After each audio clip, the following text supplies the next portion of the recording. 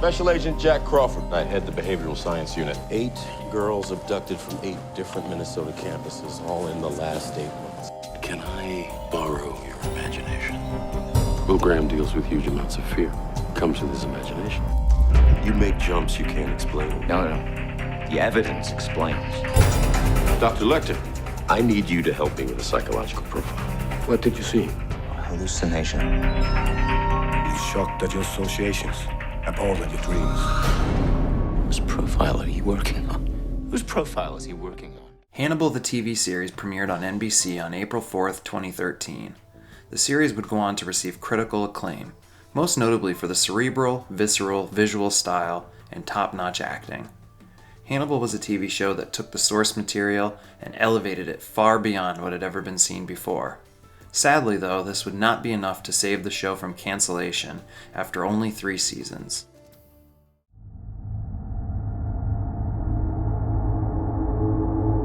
Making an adaptation is a difficult process, especially when following in the footsteps of a film classic like The Silence of the Lambs. Anthony Hopkins' original portrayal of the character Hannibal chilled us to the bone, his almost inhuman, piercing glare being that of nightmares.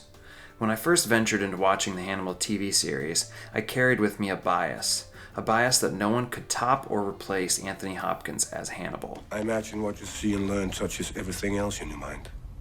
Your values and decency are present, yet shocked at your associations, appalled at your dreams. No thoughts in the bone arena of your skull for things you love. Whose profile are you working on? Whose profile is he working on? I'm sorry, Will. Observing is what we do. I can't shut mine off any more than you can shut yours off. Please, don't psychoanalyze me. You won't like me when I'm psychoanalyzed. Will. Now, if you'll excuse me, I have to go give a lecture on psychoanalyzing. In the end, it would only take me viewing 1 episode to realize I was dead wrong. Mads Mikkelsen's portrayal of the cannibal psychologist truly elevated the character to terrifying new heights. This new Hannibal had the humanity that Anthony Hopkins' portrayal lacked.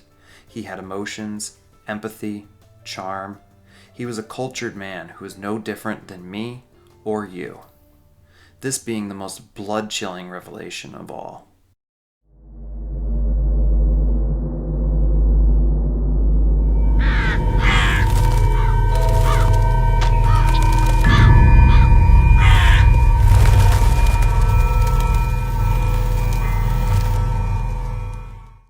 The acting was only one piece of why Hannibal was, and still is to this day, one of the greatest shows ever put on TV. The second piece being the aesthetics. Terrible, haunting, bloody, and beautiful are the words that best describe this series, and for some, the grotesque and visceral nature of the show would be too much. This show did not hold back on anything. I believe that ultimately hurt it from captivating a large casual viewership. But at the same time, it is also one of the reasons for why the show is so great. No show before Hannibal displayed such beauty and blood. The murders within the show were grotesque and unsettling, works of art.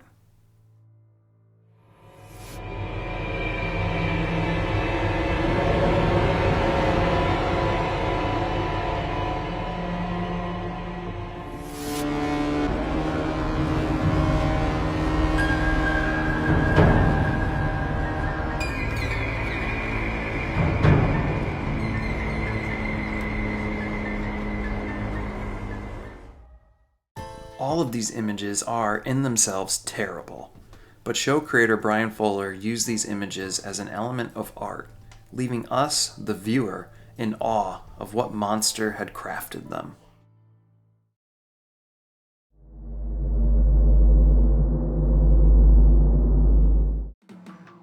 The third piece of the Hannibal puzzle lies in the relationships within the story. Will Graham's relationship with Hannibal being the focal point of the entire series. We, the viewer, watch as their relationship begins as colleagues, soon blossoming into closer confidants. Will's unique ability to reconstruct a crime scene by truly plunging himself into a killer's psyche, at times empathizing and admiring the works of art created by these monsters, is what ultimately pulls Hannibal in even closer, seeing in Will someone who can truly understand him.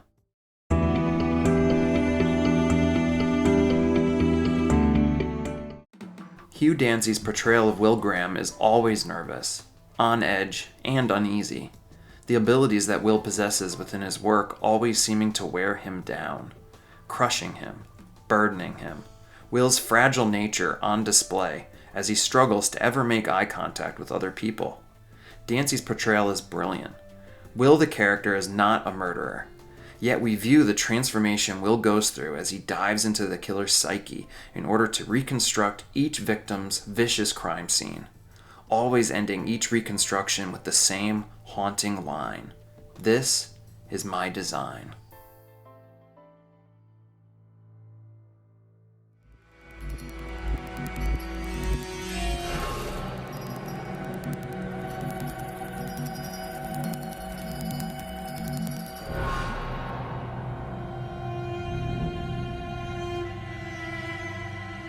I opened his throat from the outside to access the trachea and expose the vocal cords. I opened his throat from the inside using the neck of a cello.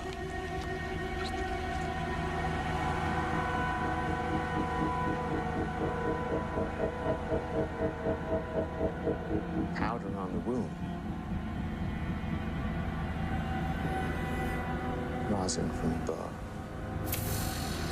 I wanted to play him. I wanted to create a sound.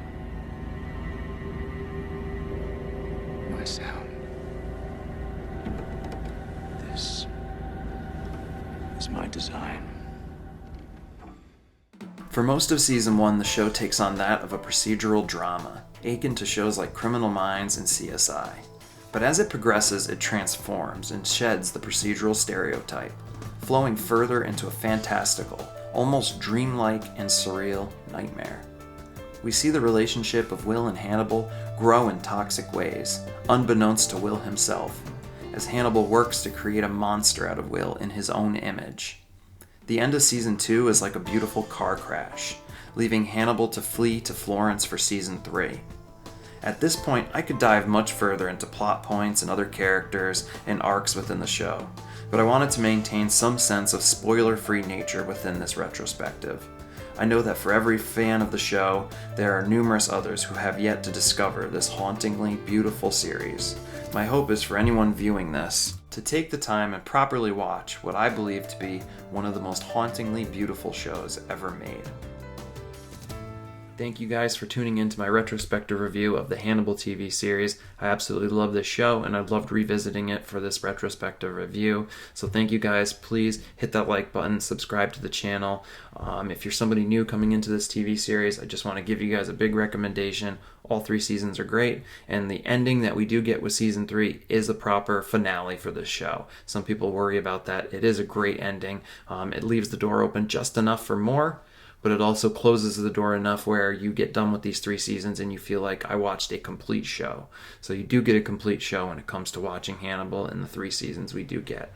I do want to give a quick spoiler warning. This last scene I'm going to play here in the retrospective is one from the ending of Season 2. It's the fight between Jack Crawford and Hannibal Lecter, and if you have not seen it, I don't want to spoil anything for you. This is a hell of a scene. It's one of my favorites from the show, and I wanted to put it in here at the end of the retrospective. So thank you guys again for tuning in. Please like the video, subscribe to the channel, and I will see you guys in the next one. Peace.